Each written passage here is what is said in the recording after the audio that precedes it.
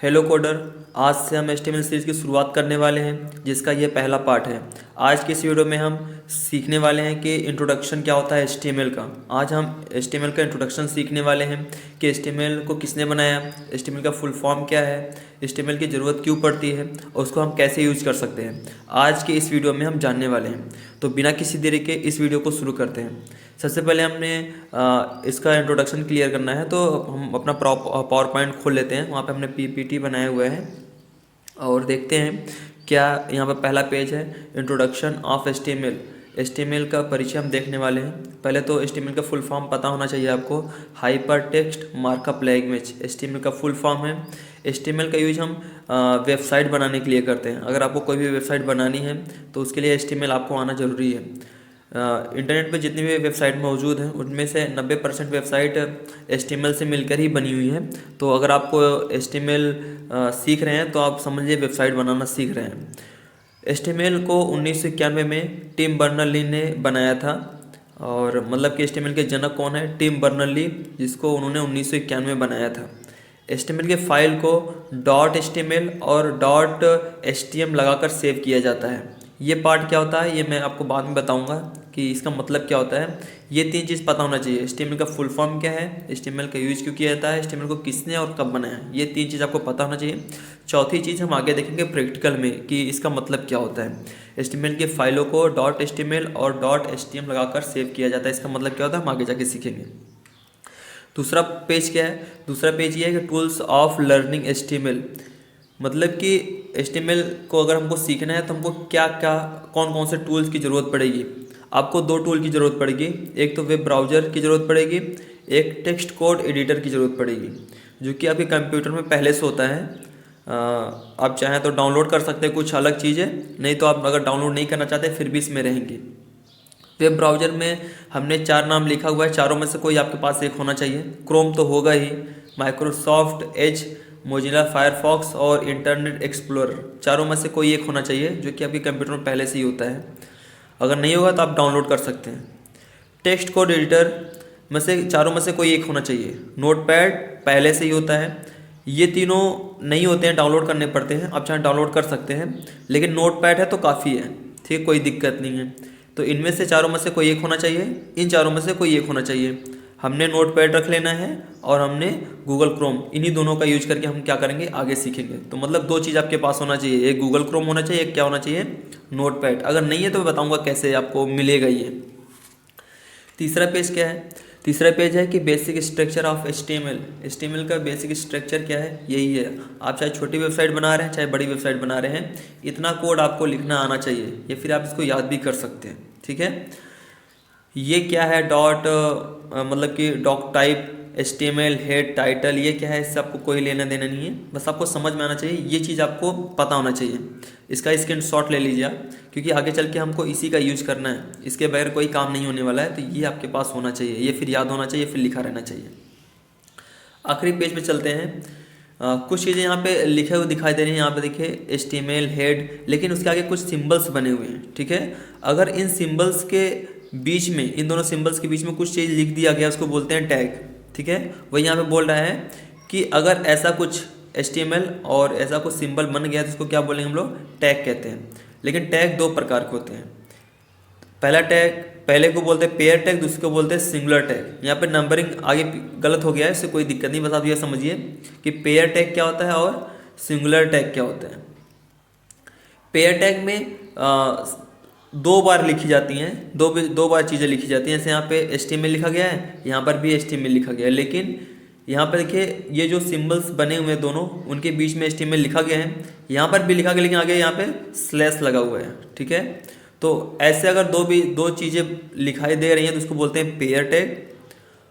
और यहाँ पर भी देखिए पेयर टैग, बहुत सारे एग्जांपल तीनों दिए गए हैं। सिंगुलर टैग में क्या होता है, वो बस एक ही बार लिखा जाता है। जैसे IMG लिखा गया है तो एक ही बार लिखा रहेगा, इसको बोलते हैं सिंगुलर टैग। BR एक ही बार लिखा गया, HR एक ही बार लिखा गया।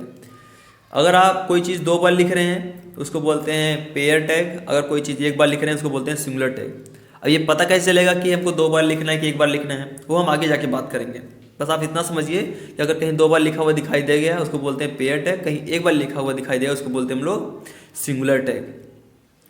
पेयर टैग में भी दो ऑप्शंस होते हैं। अगर ऐसा लिखा गया है बिना स्लैश के साथ, इसको बोलते हैं ओपनिंग टैग। अगर स्लैश के साथ लिखा गया इसको बोलते हैं क्लोजिंग टैग।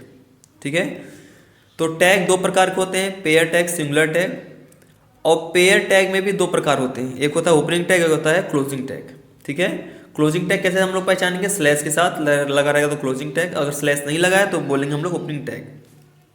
सिंगुलर टैग में ओपनिंग ही टैग होता है, वैसे ओपनिंग टैग बोलना गलत हो जाएगा, सीधे बोलेंगे सिंगुलर टैग। ठीक है, तो आपको बेसिक पता चल गया।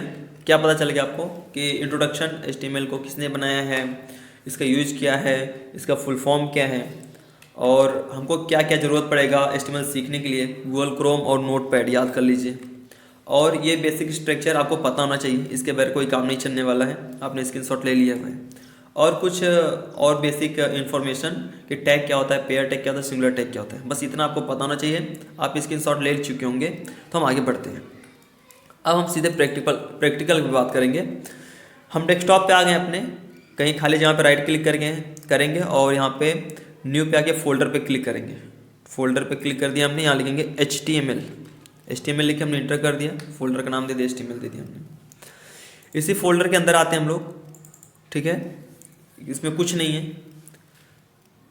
अब हम क्या करेंगे, विंडो के साथ R बटन दबाएंगे। कीबोर्ड से अपने विंडो प्लस R दबाया, यहाँ लिखेंगे क्या, नोटपैड लिखेंगे। नोटपैड पे क्लिक करेंगे, नोटपैड हमारा क्या हो जाएगा, चालू हो जाएगा।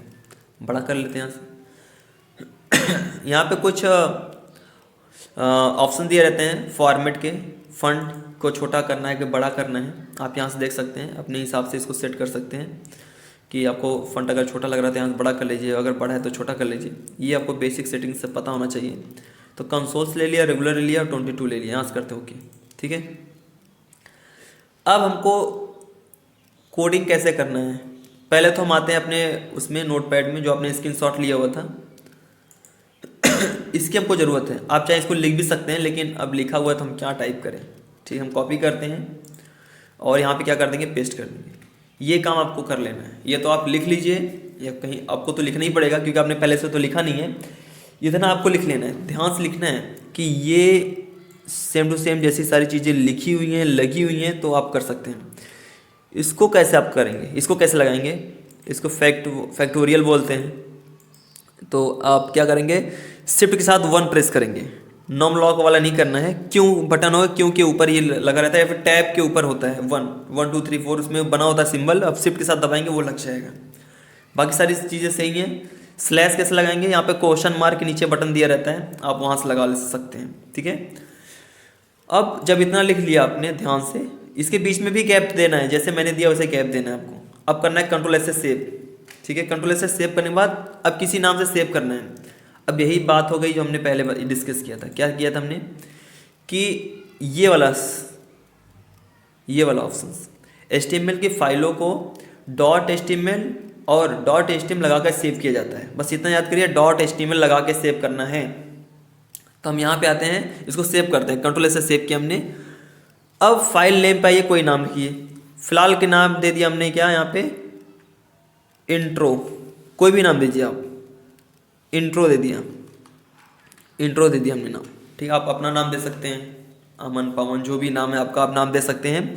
लेकिन नाम देने के बाद स्पेस नहीं देना है, कुछ नहीं करना, बस डॉट लगाना और लिखना है HTML। ये लिखना बहुत ज़रूरी है। अगर आप ये नहीं लिखेंगे फिर आपका वेबसाइट नहीं बन पाएगा। ठीक है, नोटपैड में ही रख जाएगा।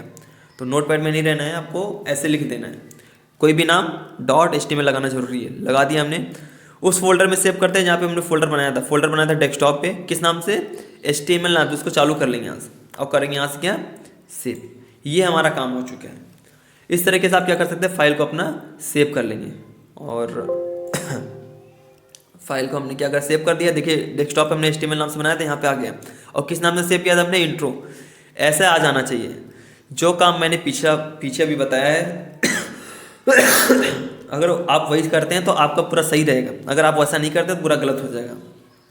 अब हम सेव कर दिया हमने, इसको बंद कर दिया। अब हम इसको ओपन कैसे करेंगे। अब जो हमने सेव किया उसी पे बार बार काम करना है। ये नहीं कि आप बार बार नया बनाते रहें, अभी दूसरी पे करना है। नया कब बनाना होगा बाद में बताया जाएगा आपको।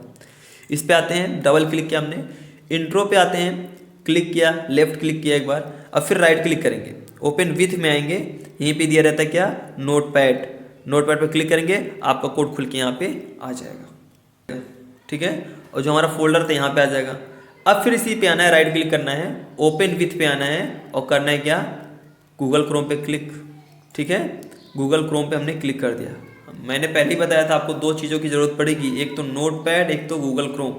अब इस तरीके से आ जाएगा फुल स्क्रीन पे, विंडो के साथ राइट एरो। ठीक है, जब नोटपैड खुला था विंडो के साथ लेफ्ट एरो किया था, लेफ्ट साइड में लग गया। अब जब हमने गूगल क्रोम पे ओपन किया, विंडो के साथ राइट किया तो ये राइट साइड में आके लग गया। इसमें कुछ दिखाई नहीं दे रहा है, लेकिन एक चीज़ दिखाई दे रहा होगा, यहाँ पर टाइटल है, यहाँ पर भी टाइटल, टाइटल के बीच में कुछ लिखा गया है, डीप राइटर, डीप राइटर। तो यहाँ पे क्या डीप राइटर दिख रहा है, हाँ यहाँ पे देखिए टैब में दिख रहा है डीप राइटर, मतलब ये फाइल जो हमारी थी इससे लिंक हो चुकी है। यहाँ पे जो भी काम करेंगे यहाँ पे काम दिखाई देगा। जैसे यहाँ पे लिख दिया हमने दीपांशु लिख दिया। ठीक है, कंट्रोल एस करना जरूरी है, कंट्रोल एस करेंगे अब तो नाम लिखने के लिए नहीं देगा, क्योंकि जब एक बार हम सेव करते हैं नाम लिखने के लिए नहीं देता, जब सेव एस करेंगे तब देगा।